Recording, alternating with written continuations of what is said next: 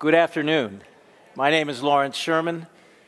I am co-chair of the independent jury that selects the winners of the Stockholm Prize in very close collaboration with my colleague, Professor Jerzy Sarnecki of the University of Stockholm, who is with us here and chooses to sit in a more comfortable chair during these presentations in the next 90 minutes. And it is a wonderful opportunity for us to have this discussion today in honor of the work and the very important contributions made by this year's two winners of the Stockholm Prize. It is important in situational prevention theory to take context into account, and I think it is worth noting in the context of the relationship between criminology and government that pervades this symposium, not just with people from Sweden, but people from other countries as well. What is the context of today's presentations in that relationship between criminology and the modern state?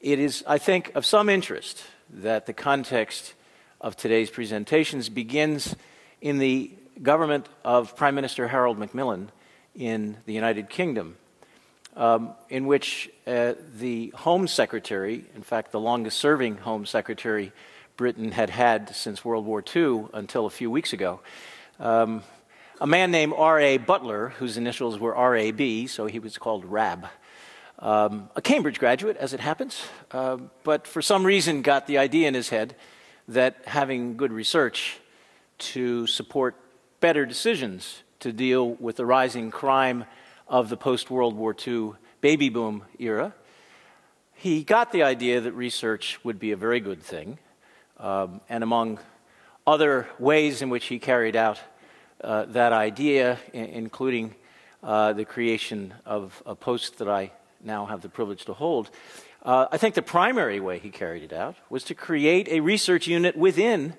the Interior Ministry of the UK, the Home Office, which had from a very beginning a very practical awareness of the importance of opportunities for crime in driving the crime rate. Not just the number of motivated or even willing offenders, but the number of opportunities.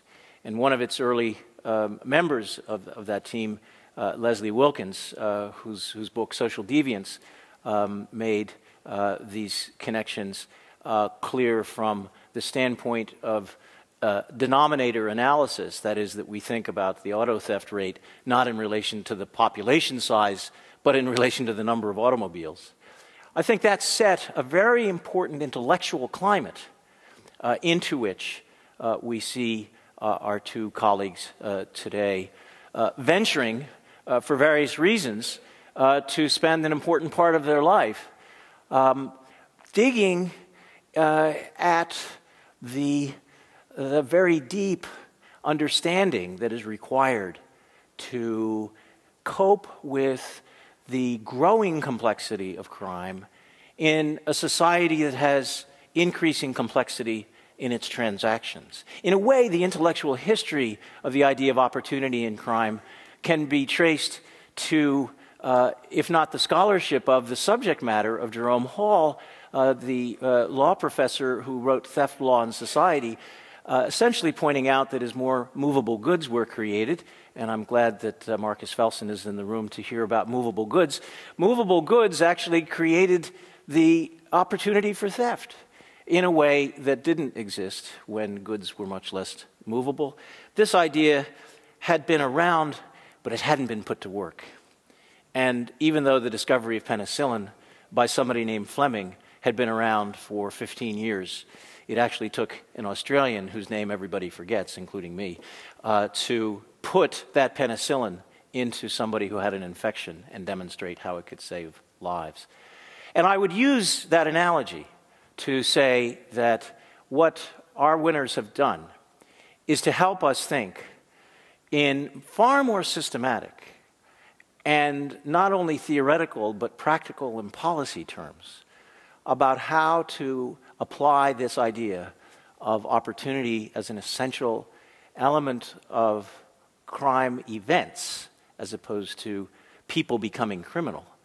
The way in which we understand the possibility of a criminal event occurring is a very good starting point for creating a society with much less crime. I won't retrace many of the things that were said yesterday, but I think all of the evidence suggests that this approach has indeed contributed to the massive drop in many kinds of crime in many countries across the North Atlantic region. Happily for criminologists who would be put out of work without any crime left, there are other parts of the world where all of these felicitous trends have not occurred, and sadly for the people who live in those places. But I think we must learn from the successes as much as we can to help promote that success around the world. And in our two winners, we have people who have worked very closely to draw from other experiences and indeed related phenomena, such as suicide. And when I think about how we learn in criminology from allied fields, and I think about how many inventions like the printing press come from allied fields like the wine press, which was the inspiration for Gutenberg, I think about the scales falling from my eyes when I read the essay written jointly by both of our prize winners on the British gas suicide story and the detoxification of coal gas, so that if you wanted to go out the easy way by turning on the gas, opening the oven door, and lying down, what you woke up with was a headache rather than a coffin lid on your head. Everybody who is inclined to believe that people are going to do what they're going to do no matter what had to accept the tremendous force of the analysis that Ronald Clarke and Pat Mayhew presented in that piece, which is Exhibit A in deflecting the idea that everybody has certain behaviors they're going to commit built into them, much like a meteor streaking across the sky is going to go a certain distance before it either runs out of steam or it plows into another planet. That's not what suicide victims or perpetrators did in Britain in response to the changing opportunity structure for an easy way out. And so it not only illustrated the opportunity structure, but even one of the central tenets of situational crime prevention, which is ease. And I think your ease at hearing from them rather than me is what I should now turn to. And please let me introduce to you both speakers at once. I will call in alphabetical order Professor Clarke, University Professor and former Dean of the Rutgers School of Criminal Justice at Rutgers University in the state of New Jersey in the United States, a native of England who, as you heard yesterday, moved to the U.S. in 1984, was able to use the tremendous interest in problem-oriented policing and other applications of situational prevention in the U.S. To apply the learning from that Home Office research unit envisioned by Home Secretary Rab Butler, and to have generations of students, many of whom are here today, to carry forward this intellectual agenda in the true manner of a very important school of thought. In Patricia Mayhew, who not only has worked in this area, but also, in her own words, has led the interviewing of more people about their victimization in more countries around the world than perhaps anyone else. I think we have a very well-rounded person who, by her own description, is an administrative criminologist, a term that perhaps was invented without intending to be praising, but I would put it as a question to all of you, would you rather have an administrative apparatus without criminology or with criminology? And if you want it with criminology, shouldn't it be the best criminology it can possibly be? I think it's wonderful if we can double the impact of this year's honoring of these particular individuals, if we can also take this as a very outstanding example of how excellent the science of administrative criminology can be. Please welcome the first prize winner, Professor Ronald V.G. Clarke.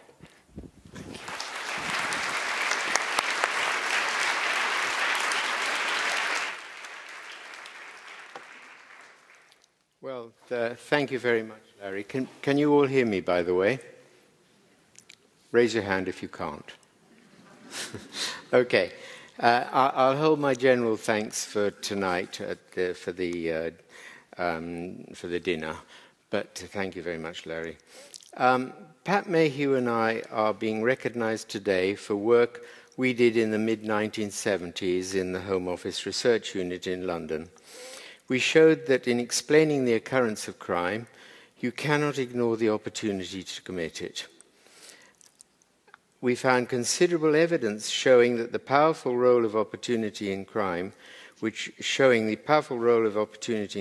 led us quickly to the idea of reducing opportunities for crime through situational prevention. Before talking more about situational prevention, I want to describe some earlier research I did which paved the way for the work on situational prevention. This early research accounts for my talk's rather fearsome title, which I hope will become clear to you.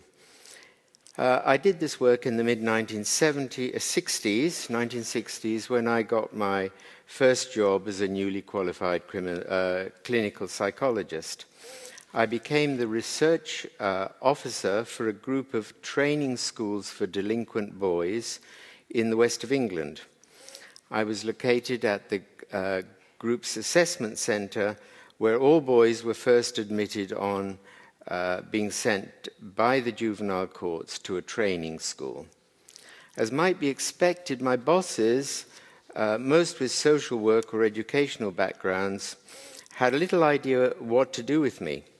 However, they did want my research to be useful for the schools, and eventually it was decided that I would work on absconding or escaping from the schools. Boys could easily abscond because the schools were all open, with doors locked only at night. As many as 40% of the boys absconded at least once during their stay. Absconding caused much worry to the schools, not to mention the boys' families, because absconders often committed burglaries and car thefts in the local area to assist their escape. It was thought that if my research could identify the boys who were particularly prone to abscond, they could then be offered special preventive counselling. In accordance with my clinical training, I set about comparing boys who absconded with those who did not on all manner of factors relating to upbringing and home, social circumstances, schooling and delinquent histories, as well as scores on personality and intelligence tests administered by the assessment centre's psychologists. Subsequently, the psychologists administered new tests that I thought might better predict absconding. This program of research took about 4 years to complete, but it produced very little. Almost nothing distinguished the boys who absconded from other boys, apart from somewhat older ages at admission, slightly earlier starts in delinquent careers, and a record of absconding from some other form of residential care. Now, this would have all been very disappointing had I not begun to find that various situational or environmental factors seemed to be related to absconding. For example, while in the assessment centre, boys were more likely to abscond in the dark evenings of autumn and in months where there were extremes of sunshine. They were also more likely to abscond when they'd not been visited by their families, or if admitted at the same time as other boys with a previous absconding history. Almost by chance, however, I stumbled on the most important finding when at a late stage in the research I gained access to unpublished Home Office records of absconding. These showed very large differences in absconding rates among the different schools. This slide shows the results for senior schools for 2 years, 1964 and 1966. I chose the 1964 because in that year it was decided that boys should be allocated to the schools nearest to their homes. From my point of view, this meant that the boys in each school were probably little different from those admitted to other schools. Despite this, you can see from the slide that absconding rates varied from 10% in School 1 right up to 75% in School 17. That was a huge difference. The results were similar for 1966, the most recent year for which the data were available. Even more important was that there was a close fit between the 2 years in ranking of absconding rates. In other words, the same schools tended to have either low or high absconding rates in both years. Due to the relatively short length of stay of about 15 months, few, if any, of the boys were resident in 1966 who had also been resident in 1964. Overall, these findings demonstrated to me that features of the school environment and regime were very important in determining rates of absconding, and that whatever these features were, their influence persisted over the years. They reminded me, when I saw them, of an important law of social psychology formulated by Kurt Lewin in 1936, which I'd learned as an undergraduate before undertaking my clinical training. Lewin had argued that behavior is a function of both personality and the situation, a relationship he expressed in a deceptively simple formula. Behavior equals function of personality and situation. This had proved true in my study of absconding, though in my case, situations seemed to be much more powerful than personality. I was unable to investigate the regimes and environments of the training schools more carefully because I took a job at the Home Office Research Unit, where I was put in charge of a section with Pat Mayhew, Mike Huff, and some other colleagues. The section was established to undertake research on improving crime control policy. So this is where I return to the work on situational prevention, for which Pat and I are being recognized. Our section produced a research report published in 1976 called Crime as Opportunity, which assembled evidence from a wide variety of sources showing that that opportunity played a vital role in the occurrence of crime, and which argued that reducing opportunities for crime could become or should become an important part of crime policy. We actually said could, we were a little bit more careful. Could become an important part of crime policy. Now, Larry has also already mentioned the most important evidence in support of opportunity, which concerns suicide, and this study Pat and I undertook. I'll show you the data quickly because it's really quite compelling. The first column in this slide shows all of the suicides that occurred in England and Wales between 1958 and 1976. I've skipped out quite a few years to keep the slide manageable. Anyway, the first column shows all suicides, total suicides in the country.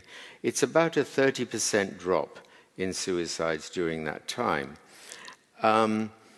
which was unusual because in Europe at that time, suicide was generally going up. but in Britain it had dropped quite considerably. Now, if you look at the middle column, you see suicides by domestic gas. You can see there that these suicides are almost completely eliminated by the end of the period. This is because, first of all, the way of making gas changed from coal-produced gas to oil-produced gas, which had less carbon monoxide in it. This was not to prevent suicide, it's for cost reasons. And by the end of the period, there's almost no domestic gas suicides left, as you can see. Then after the move from coal to oil, the gas was changed once again when North Sea gas came available, which has no carbon monoxide at all, so you can't kill yourself by this method any longer. Now, the striking thing is that there was very little evidence of displacement to other forms of suicide. People took advantage of gas because it was easy, it was painless. People died within 20 minutes of putting their head in the gas oven. Other forms of suicide, like jumping out of tall buildings or putting your head on the railway tracks, or couldn't shoot yourself because in England guns weren't readily available. Very few people shifted to anything else. Even pills, they might have shifted to them, but pills don't kill you. In most cases, people who overdose on pills do not die. They have their stomach pumps and they survive. So this, we thought, was an extremely significant piece of evidence. Because suicide is usually seen as committed by desperate people.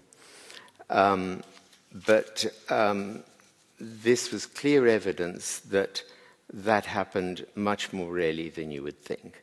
And that is a lesson we drew over to crime reduction. Anyway, if you remember nothing else from what I say, I hope you will remember this particular story.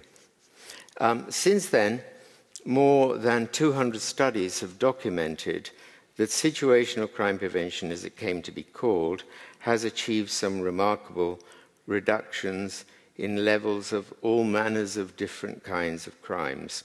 Now, I've got just a few examples in this slide. I don't expect you to read them all. I'm just putting them up there to show you that I'm not completely lacking in evidence. Now, this has usually been achieved with little or no displacement of crime elsewhere, to other times, to other targets, or to other kinds of crime. A recent review of more than 100 situational prevention studies, I think we heard about this review yesterday, found no evidence of displacement in 2/3 of these studies. In addition, nearly 40% of the studies showed some evidence of diffusion of benefits. This refers to the fact that places or targets outside the range of situational prevention measures often show the same kind of drops as in crime as those directly targeted. All right, I'll just show you a slide. Next slide illustrates this diffusion of benefits idea. It's to do with CCTV cameras in parking lots at Surrey University. The CCTV pole is marked there quite clearly in the diagram, and they had a number of cameras on the pole. The cameras could easily survey 3 of the parking lots. That's parking lot 2, 3, and 4 at the bottom of the slide. They could not see parking lot number 1 because there were buildings in the way, university buildings. So parking lot number 1 did not get the CCTV surveillance, but the crime dropped equally in that parking lot as in the others. This is what we mean by diffusion of benefits. There was an unintended benefit of the measures.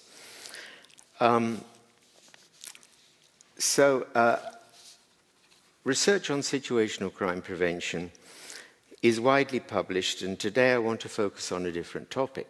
It's related, but it's different. This topic draws directly on my absconding research, and this is the topic of the dispositional bias of criminology. So I mentioned this in the first paper to use the term situational crime prevention that was published in 1980 in the British Journal of Criminology.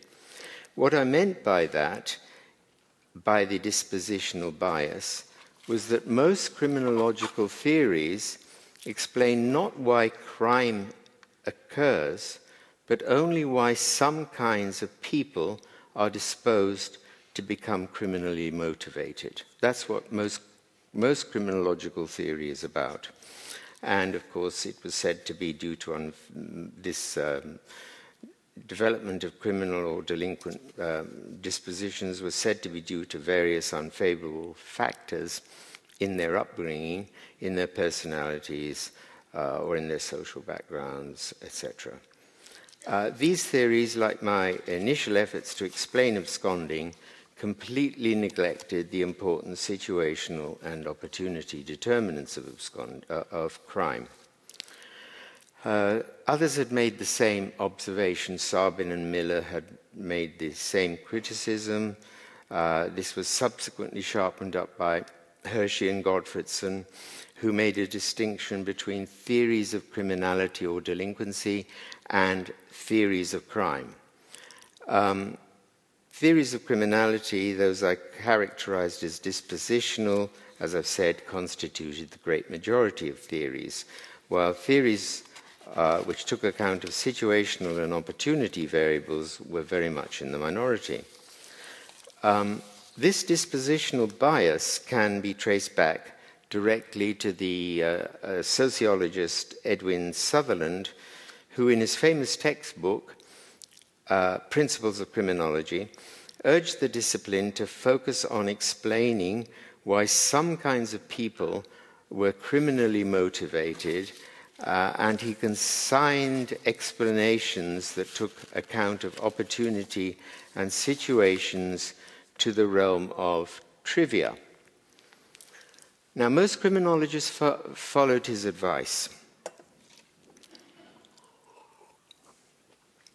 They seem to have agreed that all that was necessary to explain crime is to explain criminal dispositions, which somehow led directly to criminal behavior. However, scholars don't usually follow slavishly the advice of those coming before them, however eminent. So why did they do this? The answer once again comes from social psychologists, such as Nisbet and Ross in 1980, who built on Kurt Levine's work in a series of careful experiments in the 1970s to describe what they called the fundamental attribution error. Here is my title. This is the pervasive human habit of overstating the role of the person and underestimating the role of the situation in explaining people's behavior. It's a general tendency. Ken Pease and Gloria Laycock have described a pernicious little wrinkle of the error. We do not apply it to our own behavior. They explain, we are happy to acknowledge situational determinants of our own peccadillos. I am bad-tempered because I slept badly. He is bad-tempered because he's that sort of person. That's the sort of way we tend to think. So to those less familiar with criminology, this might all seem like an arcane theoretical argument. But environmental criminologists like me and many other people in the room believe that the discipline's neglect of Kurt Levine's formulation of behavior and the blinkers imposed by the fundamental attribution error has led to severe limitations of criminological theory and policy, crime policy. So how would criminology benefit from devoting more effort to explaining crime rather than criminality? First, the discipline would become less abstract and more theoretically powerful. This is because the dependent variable that is to say, what is being explained, would be a concrete behavior, a form of crime, not an abstract disposition to commit crime. The independent variables, that is, the explanatory variables, would be measured aspects of the immediate physical and social settings in which that kind of crime routinely occurred. They would not, as so often in the case of theories of in theories of delinquency, be proxy measures of long ago influences such as relative deprivation, disadvantage, social class, etc.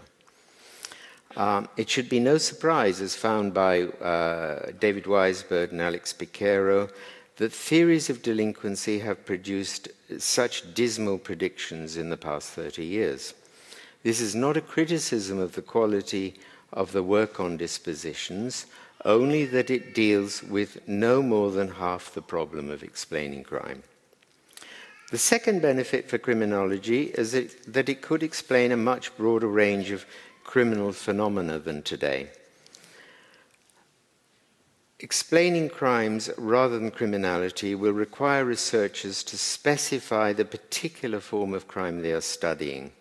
This is because every specific form of crime has its own opportunity structure. That is to say, the unique constellation of social and physical conditions that are different from any other form of crime, even one that is apparently similar. Let's give an example. For example, stealing hubcaps in the inner city is a form of car theft, one kind of car theft. But so is stealing a car, giving it a new identity, and successfully selling it overseas to a foreign country. The opportunity structure for these two kinds of car theft and the skill sets, knowledge, and contacts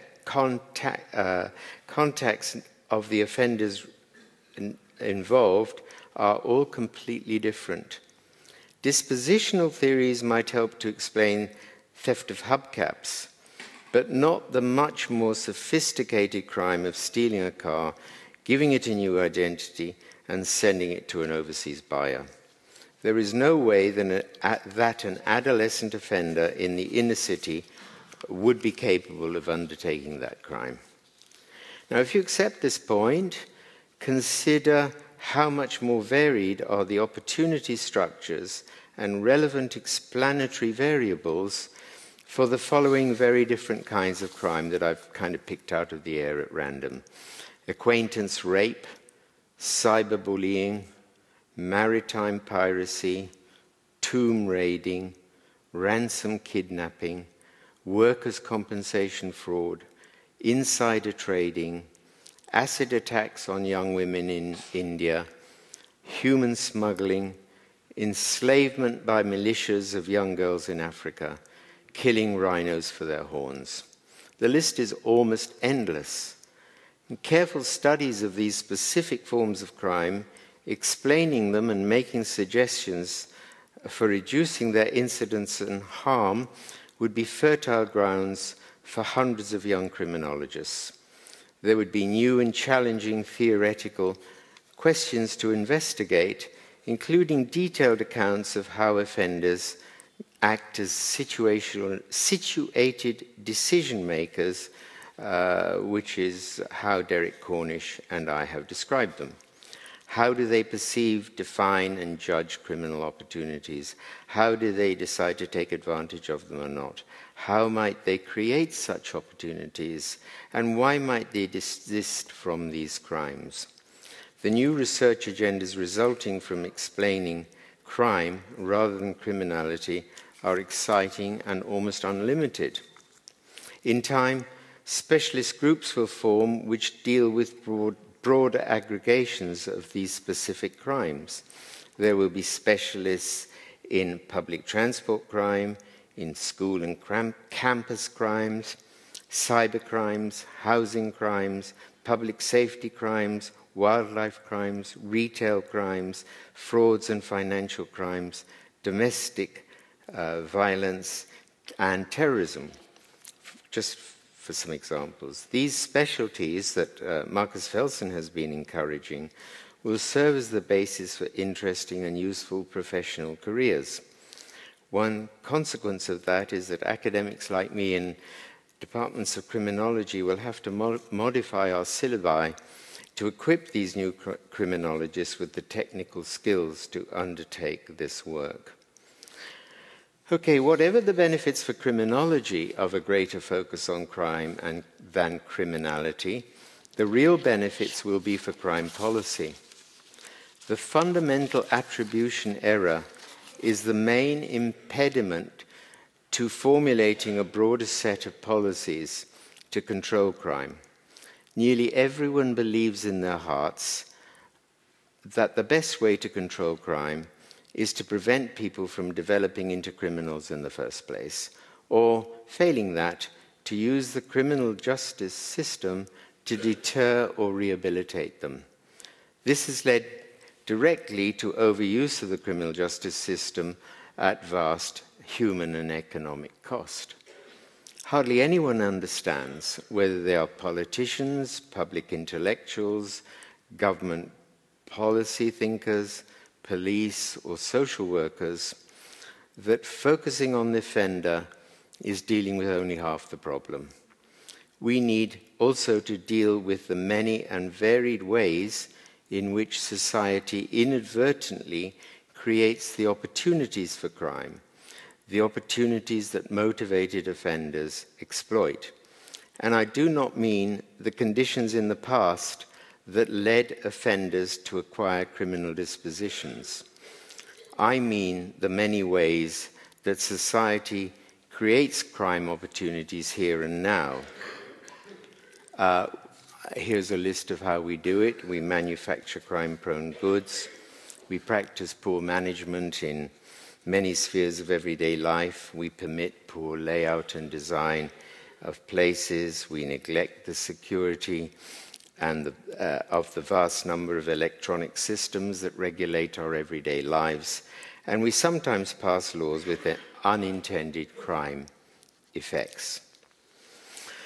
As I've explained, in its short history, situational crime prevention has accumulated dozens of successes in chipping away at some of the problems created by these conditions. This attests to the value of the principles that I, Pat Mayhew, Derek Cornish, and other colleagues formulated so many years ago. Much more surprising, however, is that the same thing has been happening in every sector of modern life without any assistance from academics or from government. I'm referring to the avalanche of security measures that hundreds, perhaps thousands of private and public organizations have been taking in the past 20 or 30 years to protect themselves from crime. This has involved every sector of modern societies: shops, banks, schools, colleges, hospitals, offices, transport systems, the airline industry, fast food restaurants, credit card companies, motels, and any other business organization that is open to some form of criminal exploitation, which, as a matter of fact, is all of them. They all have been tightening up security. This enormous phenomenon has largely escaped the attention of governments and of most academics, though everybody complains that their lives have become more inconvenient and difficult as a result. Dare I mention airline travel as an example. So what explains this avalanche of security? I don't think there's any real mystery to it. I'm sure it is not because these businesses and organizations are trying to prevent kids from growing up to be delinquent. I don't think they're trying to make society safer from crime. Rather, I think they're trying to, I think they know from experience that they get only limited help from the authorities when they are crime victims. Therefore, if they are to become more efficient and reduce their costs due to this victimization, they must make themselves less vulnerable to crime. To do so, they must make crime more difficult, more risky, less tempting, and less rewarding. In other words, they've arrived at the same solutions advocated by situational prevention. But in implementing them, they've not been burdened by the need to demonstrate the solutions work. They can abandon them if they do not. They have not had to worry about displacement as long as it is to some other agency or entity. They probably care little about diffusion of benefits, if they've even heard of it, except insofar as it might benefit their competitors. Finally, they've not been obliged to spend time defending their common sense actions against a phalanx of social critics. What matters to them is the bottom line of profitability. I should mention that this change in security is so strong and widespread that it is happening in all high-income countries.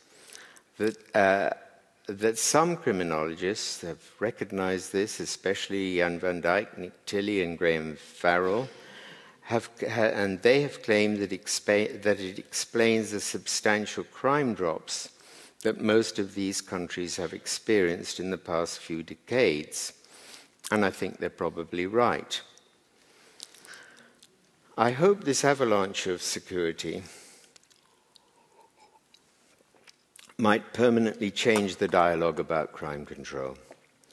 It was brought about by the private sector acting with little input from government.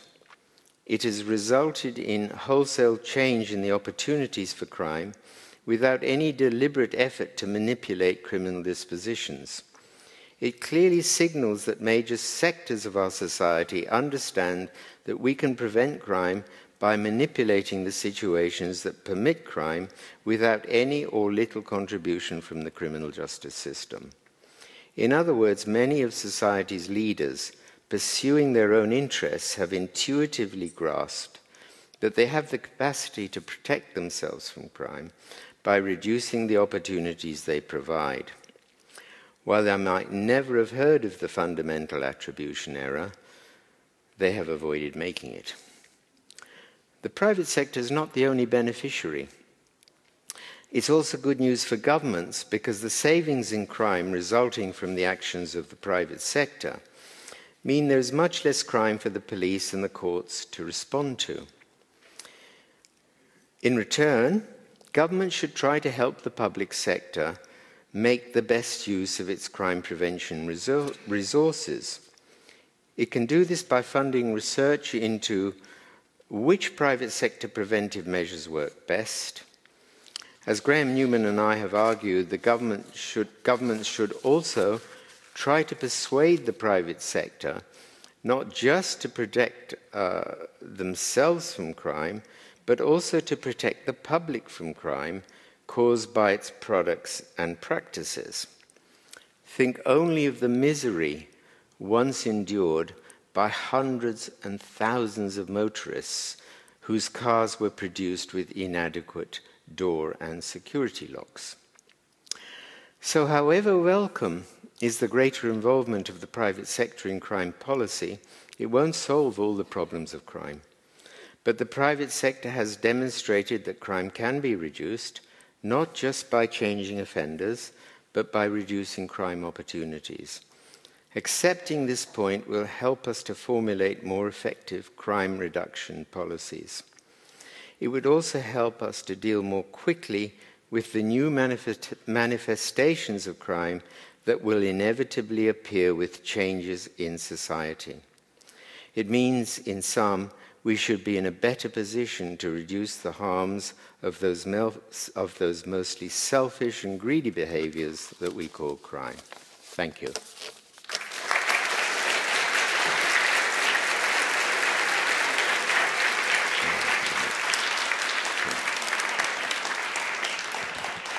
Oops, let's get my glass of water. Let's try and find it.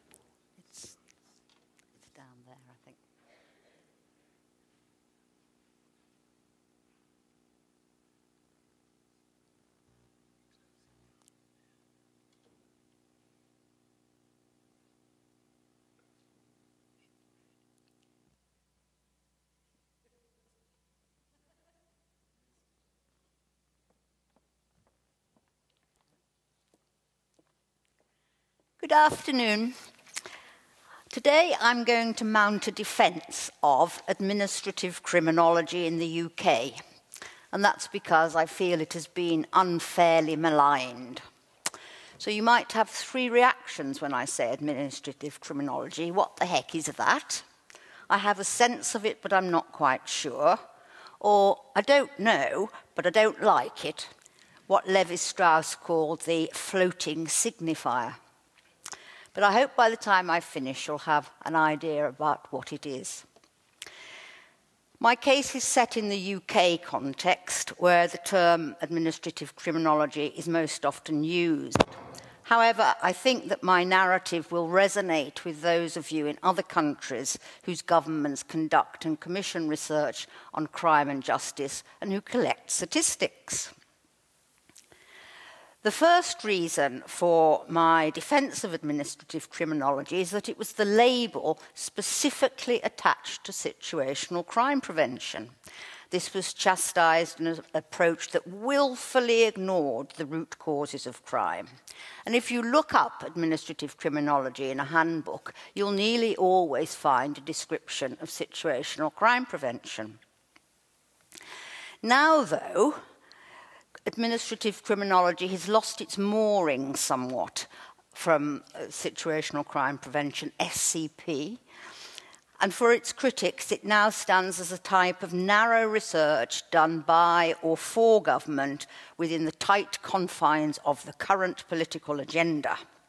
In the US, Travis Hershey called it a poor specimen.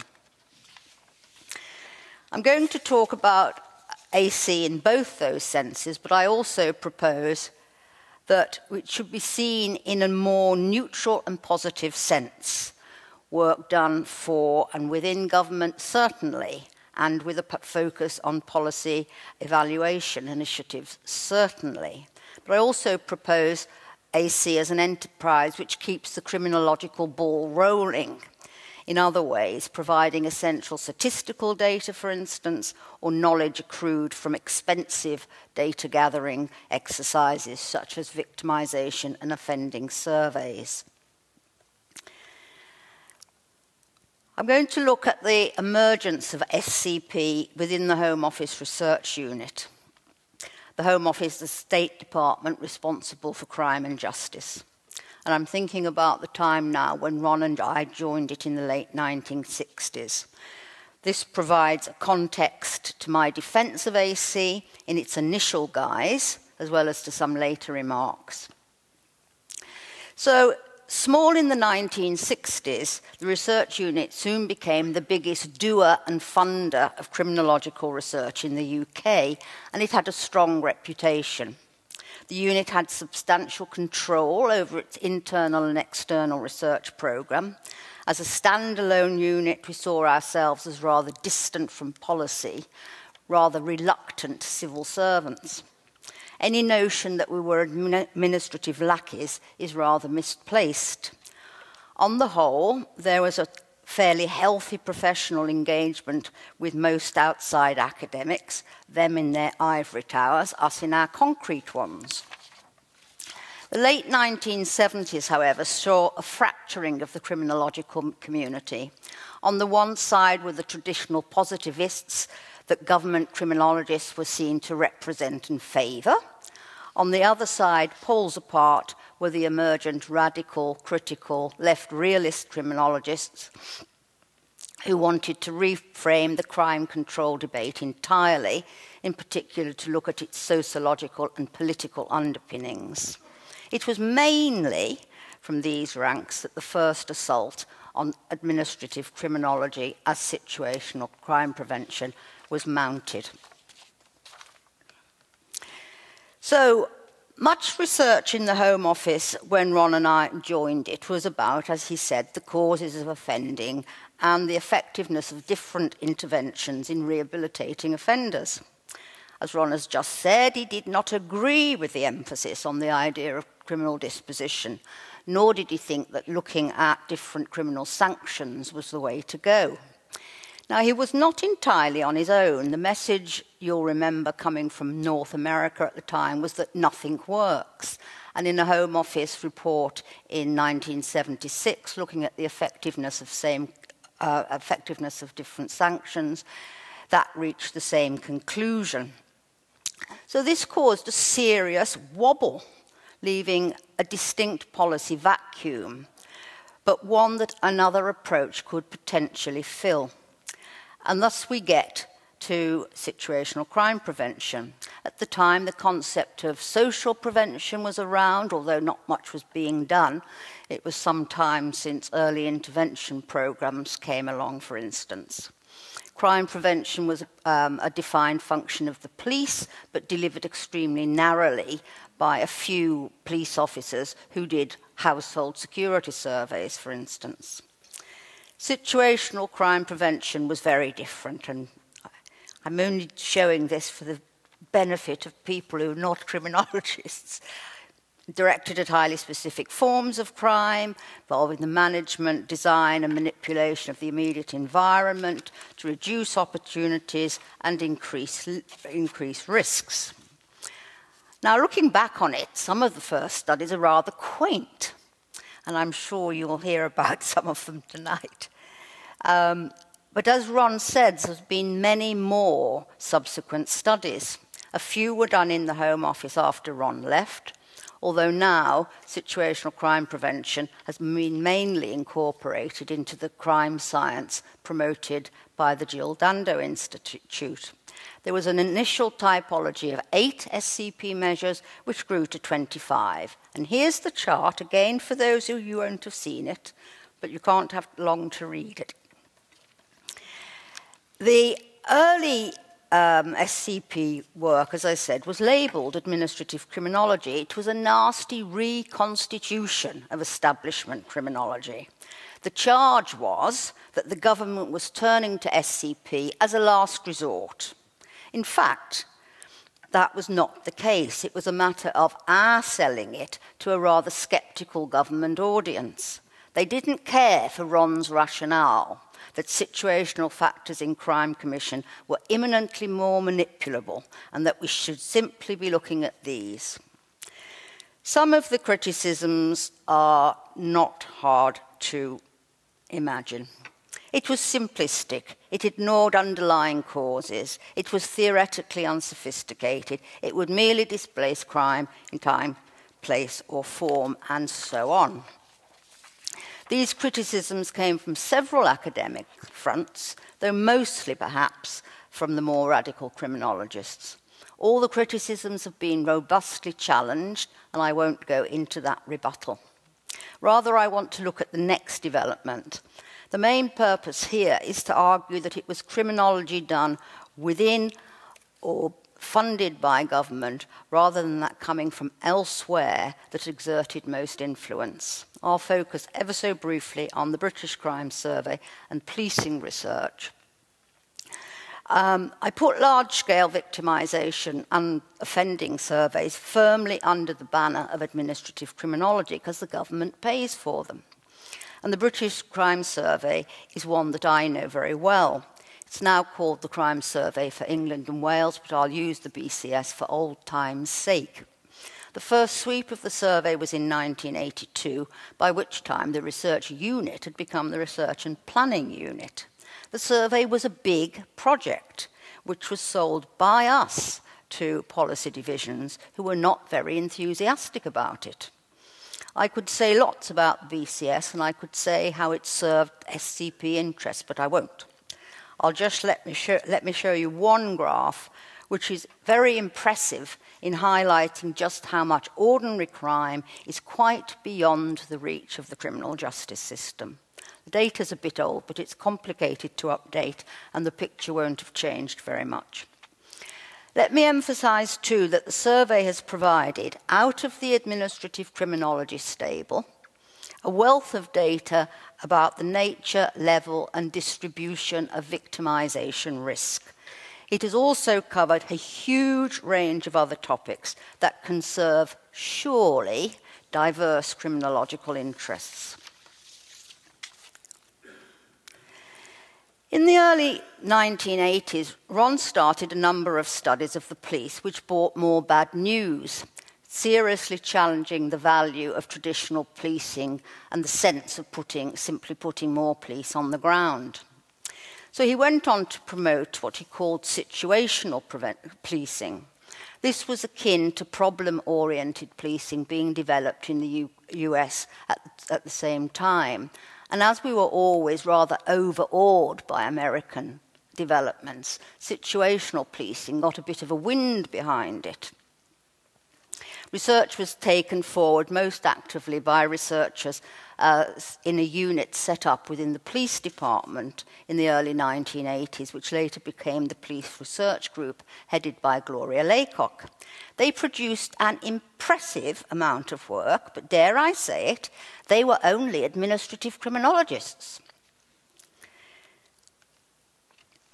Various research strands then had brought rather unwelcome news, showing the limits of traditional policing and the small number of offenders captured by the criminal justice system, which wasn't very good in dealing with them anyway. An important outcome of this was to cement the idea that preventing crime should become something shared by the police, by local businesses, by local authorities, and the public, all working in partnership. Partnership working is now, of course, cemented. I won't dwell on the series of important developments that followed. Suffice it to say just two things. First, the job of monitoring programme partnership working, which had substantial implications for a lot of agencies, fell largely to Home Office researchers, us administrative criminologists. And second, by the turn of the century, situational crime prevention had taken a firm foothold in what partnerships did. Now, I shouldn't give the impression that it was only policing work and the BCS that was going on, far from it. There was an eclectic programme of other work. Work continued on the operation and effects of criminal sanctions still. Race and crime began to emerge as an issue, as did drugs and crime, and there were other surveys started. Moreover, the Home Office was managing a variety of statistical series. Critics of administrative criminology seem to me to be ambivalent about whether statistics on crime in the criminal justice system are also in the firing line along with research. My position, as said, is that statistical information, the number of people arrested, the number of people taken to court, is an important output of administrative criminology.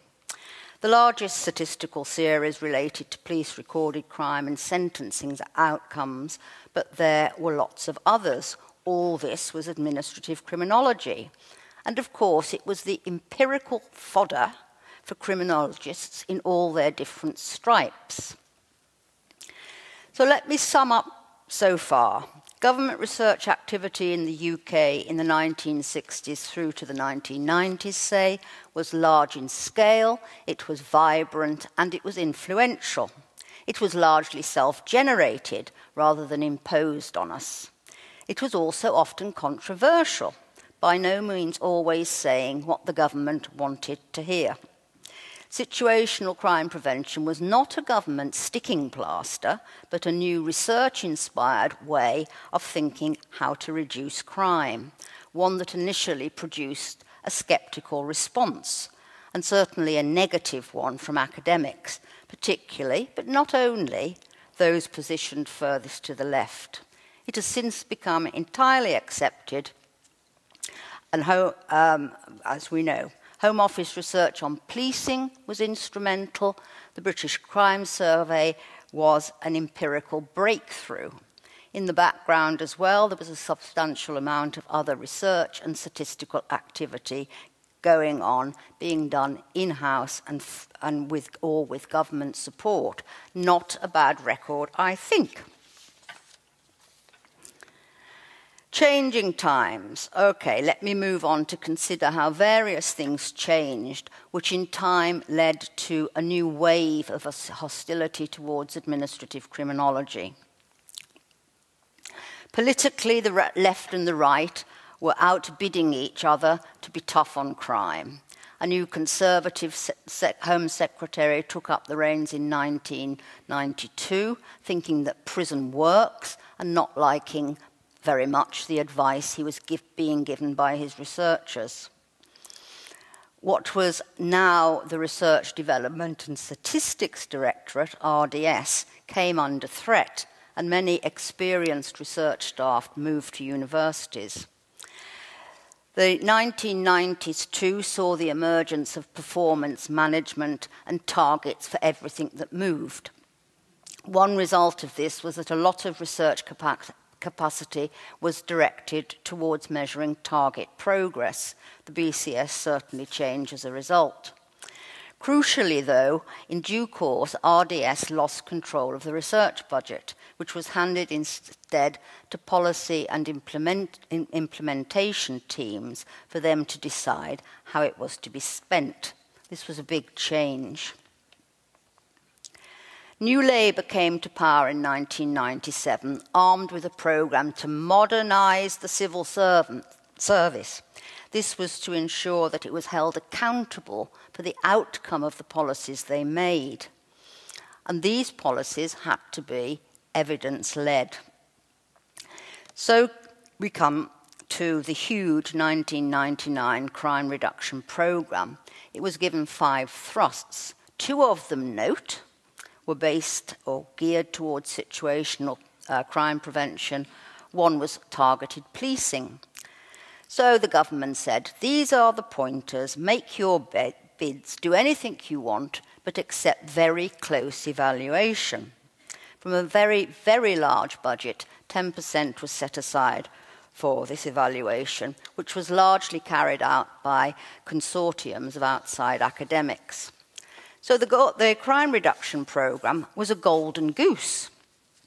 The country almost literally ran out of criminologists with evaluation skills. It ended in tears, however, the reasons for which have been extensively aired. The programme was cut short with relatively few results to show for it. It led to bad feeling on the part of both the evaluators and their paymasters. Some outside academics became wary of accepting government contracts, although the need to raise money sometimes overcame this. At the government end, tempered faith in university-based research started a trend to using private sector consultants instead. So do I have a defence of administrative criminology at this point? Well, the failure of the crime reduction programme was not, I would say, administrative criminology's fault. It was rather the fault of government over-ambition. And there was still a lot of building block statistical and survey work going on, of course. In terms of other types of research, I would choose to argue that any constrictions here, simple target measurement, for instance, was the result of changed priorities once policy divisions could direct the research spend. So began a new wave of hostility to administrative criminology. And to repeat what I said earlier, this type of narrow research serving the current political agenda, which was usually felt to be wrong anyway. In 2007, Rod Morgan and Mike Huff characterised the current view of Home Office criminology, administrative criminology, in similar terms. And I won't read it out. Well, how did I respond? Fact gathering. Well, I will be robust here. It seems to me entirely defensible to gather just facts to judge what is going on and to be able to tell others.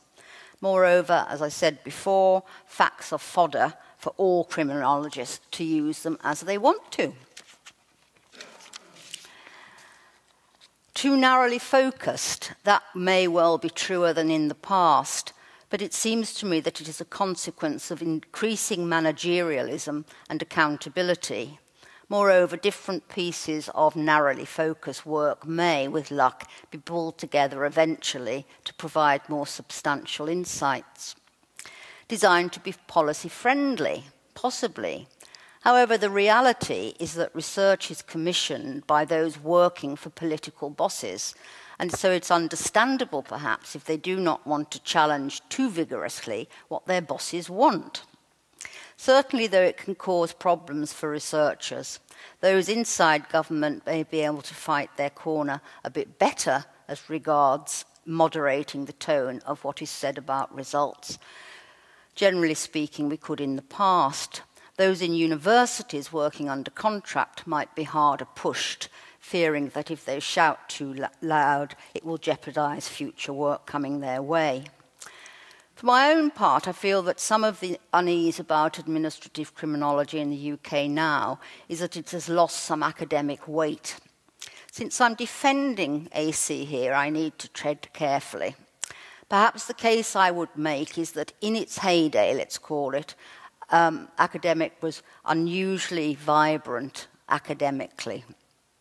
At that time, researchers were largely operating within a single professional unit and supported by management, which encouraged scholarship. After 2004, all researchers in the Home Office were embedded within policy divisions, so the management dynamics may have changed. The loss of control over the research budget will also not have helped, with researchers doing or increasingly contracting work that others saw as fitting the bill. Let me move on to an issue which I think needs an airing, which is about communication and how effectively do criminologists put across what they know. These questions has arisen recently in relation to debates on both public criminology and translational criminology.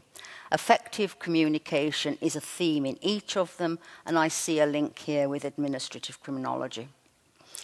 I think I understand what public criminology is about. It seems to be a call for criminologists to upskill in how they deliver and sell their knowledge. This is both to counteract the apparent declining relevance of criminology and to put the brakes on bad crime policies. Cooling the heat is how it's put. Effective communication is one element. Translational criminology is a term better known in the US than in Europe, I think. But the principal tenet seems to be do rigorous research to inform policy, but do research of different types, collaborate with practitioners and policymakers to understand how knowledge is translated by them, go into research practitioner partnerships so that results have better shared ownership, and work on translation tools for better communication. Well, there you are. In the research environment of the Home Office, great emphasis was placed on how research was written up. Much store was set by being succinct, by clearly elucidating results and drawing out the policy implications. I'm not saying we always got it right.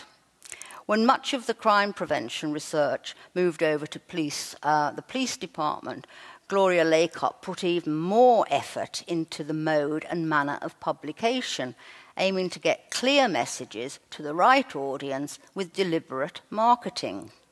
It may be rather brutal to say that most of those outside the administrative criminology stable do less well in communication, but in my view, they do. They write books to impress each other, which few other people read. They publish in scholarly journals with very limited public readership, and they have to bow to academic career structures and incentives that typically do not reward writing for practitioners or making their voices heard in the policy process. Influence. If communicating research and knowledge effectively is essential for trying to gain influence, the question remains, of course, how often is influence achieved? Many refer back to the liberal climates of the 1950s and 60s in the UK, when a small criminological elite had a voice at the table, largely insulated from the competing influences evident today: electoral politics, ideology, interest groups, the media, and the dreaded public opinion. The more pessimistic now tend to think that it's an unequal battle.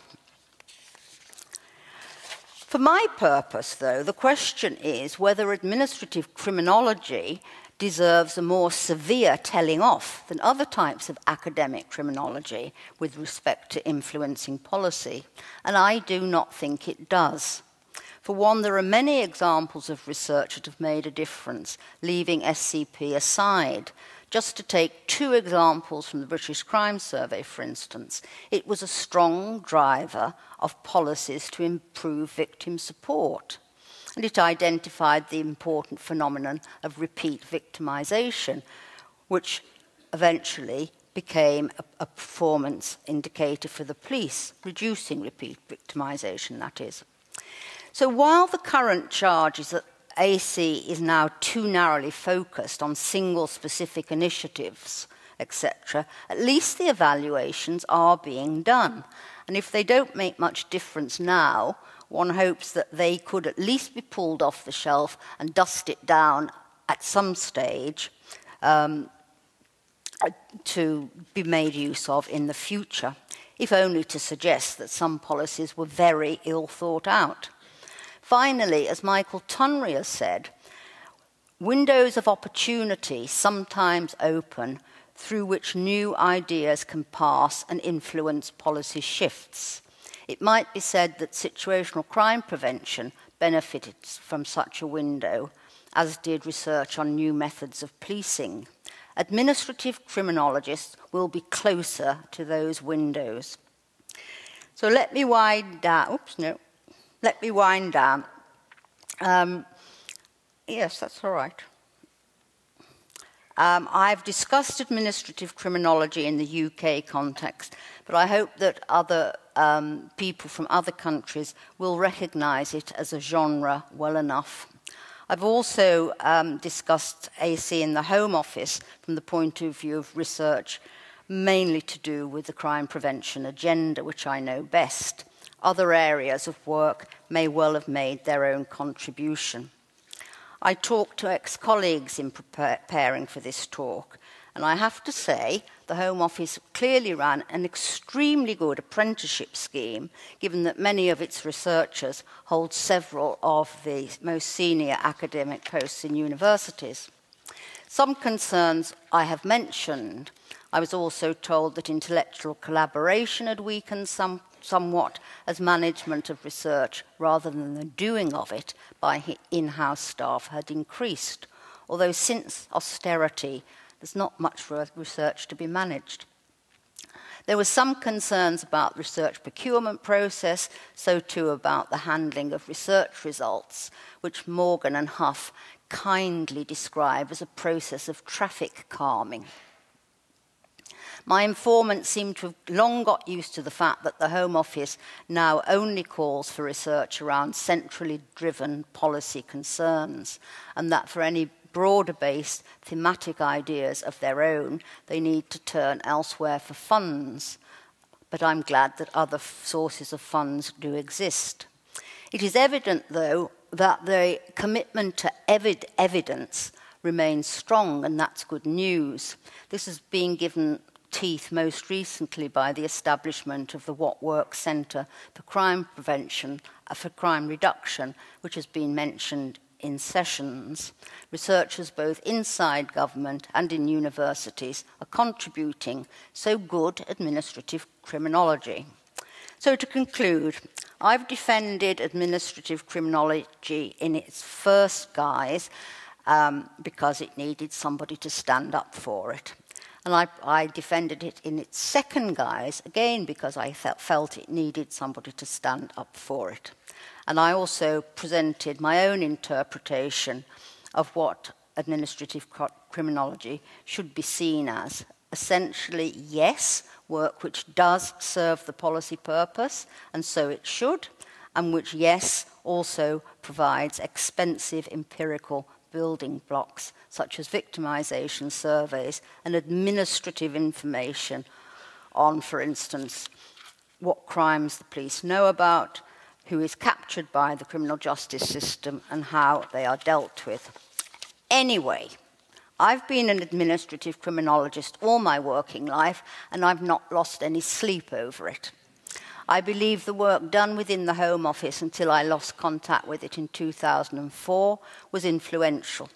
I would like to think that the same holds for the output of equivalent research facilities in other countries. I could not see a problem when administrative criminology was associated simply with situational crime prevention. It is effective and intellectually grounded. Of course, other academics are fully within their rights to pursue other agendas for explaining crime and suggesting ways of dealing with it. They can even do qualitative research. I think we are meant to have a balanced portfolio of investments. When administrative criminology became aligned with just doing research within or for government to their agenda, I did not have much of a problem either, though I may have gone to New Zealand at the right time. Government should be asking for research advice, and even if they choose not to heed it, which may more often than not be the case, I don't think that absolves criminologists from providing the evidence and from trying to speak truth to power. And you never know, administrative criminologists working with government may have a more effective voice than those who choose to stand and shout at the sidelines. Thank you.